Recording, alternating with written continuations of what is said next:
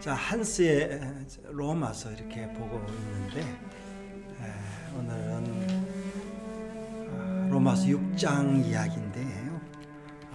이야기가 굉장히 이제 깊은 이야기로 들어가고 있습니다.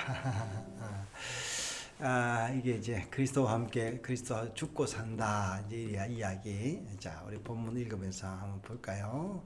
자, 볼까요? 예. 예, 오케이. 자, 예. 세상의 일반적 관점으로는 기독교를 하나의 종교로 분류하지만 기독교는 세상 어떤 종교도 가지지 못하는 특별한 신적 계시관을 가지고 있다. 예, 그러니까 이거를 우리가 이제 늦게 본 사람만 알고 있지 다른 사람들은 뭐 이건 한 종교이지 뭐 그런 거 그렇게 생각하죠. 기독교 신앙은 인간들이 자력으로 자기 안성을 이루는 것도 아니며 이 세상에 이상적인 낙원을 꿈꾸는 공동체도 아니다. 이성으로는 온전히 알 수 없는 절대자 하나님의 은혜가 부어짐. 예수님의 육신으로 오심으로 인간의 근본 문제가 해결되어 그분의 시간인 영혼으로 살아가는 것이다. 이러한 은혜가 예수님을 믿음으로 누리는 영생의 삶이다. 그러므로 기독교는 종교의 영역이 아니라 생명의 영역이다. 와, 이거를 안 믿는 사람들이 인정하겠어요? 그렇죠.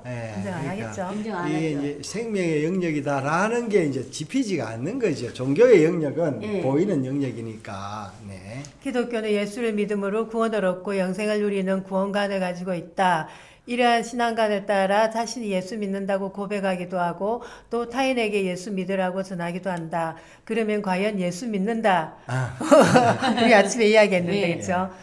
예수 믿는다라는 말은 어떤 의미를 지니는가? 우리는 성경을 통하여 인간의 구원을 위해 하나님의 아들이 사람으로 오셨고 우리의 죄짐을 지시고 용서하시기 위해 고난받으시고 십자가에서 죽으시고 사흘 만에 부활했다고 믿고 고백한다. 그런데 이 사건은 우리가 경험할 수 없는 무려 지금부터 2000년 전에 일어난 사건이다.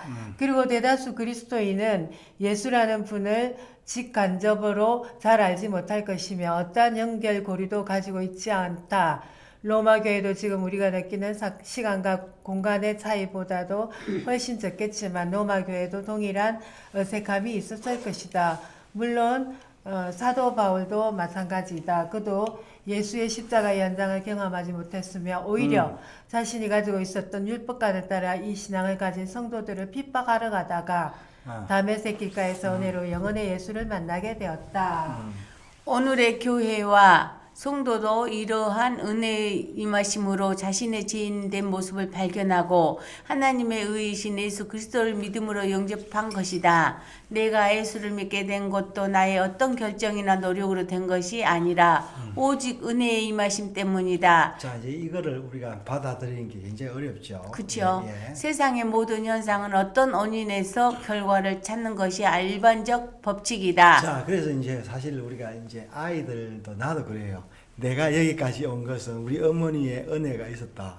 이렇게 고백하면은 참 될 건데 다들 그렇게 안 하죠. 그렇게 안 하죠. 네. 그건 내가 잘해서 그런 거야. 이제 그러면서 나의 구원은 원인은 무엇인가? 이런 인과관계에서 유대인들은 자신들의 율법 행함 때문에 그렇죠. 세상은 자신들의 양심 때문에 의를 얻을 수 있다고 생각하기에 바울은 지금까지 성도가 누리는 하나님의 의는 하나님의 은혜 때문이라고 계속 선포하고 있는 것이다. 자, 그래서 이 영광을 하나님께 돌리자. 자기 그렇게 이야기를 하는데 사람들끼리 자기들끼리 모여가지고 그 영광을 다 갈취하고 있는 것입니다.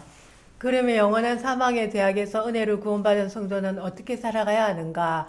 하나님의 절대적 주권과 은혜로 구원받았다면 다 은혜인데 성도는 자기의 행동이 무엇 때문에 필요한가? 자, 이거 굉장히 철학적인 이야기인데요. 네. 예.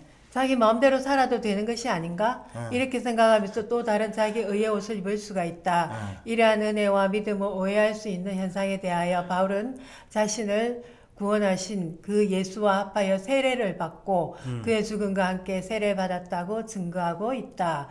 성도는 하나님의 의의 은혜가 임함으로 먼저 그리스도와 연합하여 십자가에서 죽음을 경험한다. 자, 이거 잠깐만요. 여기 요렇게 무릇 예수 그리스도와 합하여 뭐예요? 세례를 받은 우리는 그의 죽으심과 합하여 세례를 받을 줄 알지 못하였느냐 이렇게 한 이야기를 네, 그렇게 고백하고 있는데 네. 자, 은혜로 구원을 받았고 역시 하나님의 은혜인 예수로 살아가게 된다.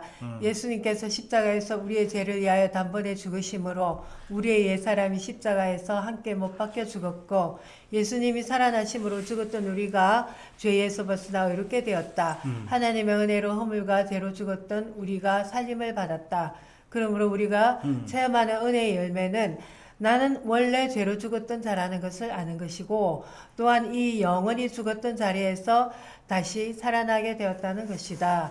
이러한 은혜의 역사로 성도는 사나 죽으나 자기로 살아가는 존재가 아니라 은혜로 살아가는 존재임을 알아야 한다. 자, 이게 이제 이런 걸 알기가 참 어렵습니다. 네. 네. 그러면 은혜로 살아간다는 말이 참으로 중요한 일이 아닐 수 없다. 바울은 죄의 지배를 받지 못하게 몸의 사욕에 순종하지 말고 지체를 불의의 무기가 아닌 의의 무기로 드리라고 말씀하고 있다. 죄는 언약의 빗나감인데 언약이시며 의의 표대이신 예수를 바라보라는 말씀이다. 그리고 의의 무기로 드리라는 말도 무기란 말은 겉에 입은 갑옷을 말하는데 하나님께서 준비하신 영적 전신갑주를 입고 살아가라는 말이다.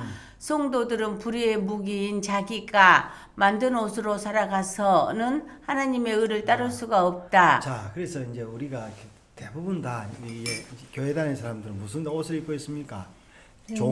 종교의 옷을 입고 있죠. 근데 네. 그 종교의 옷을 입은데 사실은 누구의 옷이에요? 하나님의 옷이어야 되는 거네. 자기의 옷. 자기 옷을 네, 종교의 옷이라고 네, 이야기를 네. 하고 있어요. 그래서 어떤 사람들은 더 이제 멋있게 입었고 어떤 사람은 조금 못 그렇죠.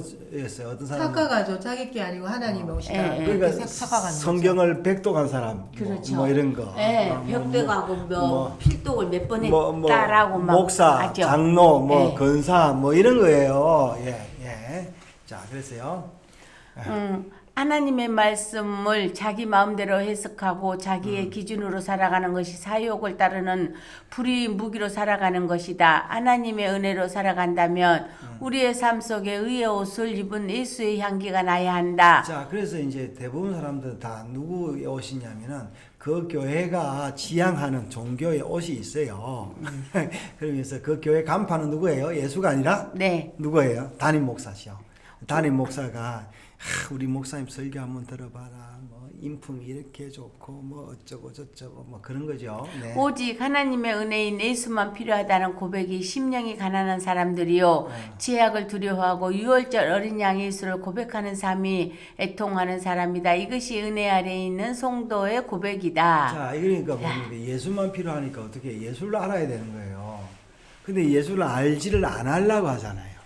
그렇죠. 그러니까 누구를 예수를 자랑해야 되는데 예수에 대해서 모르니까 누굴 자랑합니까? 나만 자랑해요. 건물을 자랑하잖아요. 건물을. 건물 자랑하고 나만 자랑해요. 예. 그러니까 뭐예요 지금 우리가 예수 믿는데도 늘 재미가 없는 거예요. 어떨 때는 그게 또 재미일 때는 기가 막히게 재미있는데 나중에 집에 돌아가고 나면 내가 헛것을 자랑하고 왔구나 이렇게 생각을 하는 것이요.